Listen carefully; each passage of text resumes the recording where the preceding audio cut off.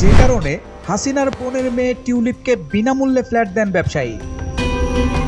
টিউলিপকে লন্ডনে বিনামূল্যে একটি ফ্ল্যাট দিয়েছিলেন আব্দুল মোতালিফ নামের এক আবাসন ব্যবসায়ী। এই উপহার দেওয়ার সঙ্গে টিউলিপের খালা শেখ হাসিনার যোগসূত্র থাকার খবর এসেছে ব্রিটিশ সংবাদ মাধ্যমে।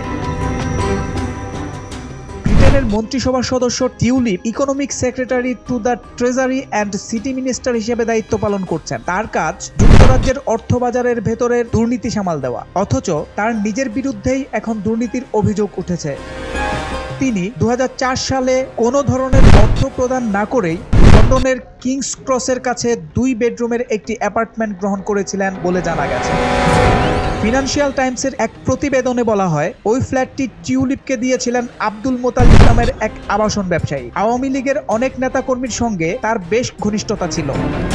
সূত্র জানিয়েছে, ব্যবসায়ী আব্দুল মোতালিফের জীবনের কঠিন সময়ে তাকে আর্থিকভাবে সহায়তা করেছিলেন টিউলিপের বাবা মা। সে কারণেই নিজের মালিকানায় থাকা একটি ফ্ল্যাট টিউলিপকে কৃতজ্ঞতা স্বরূপ দিয়েছিলেন তিনি।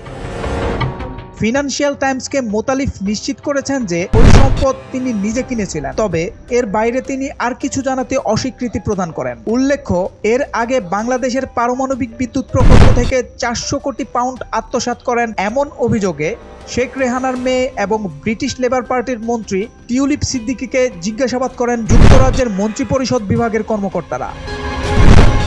সোহেল মাহমুদ, দৈনিক নতুন সময়, ঢাকা।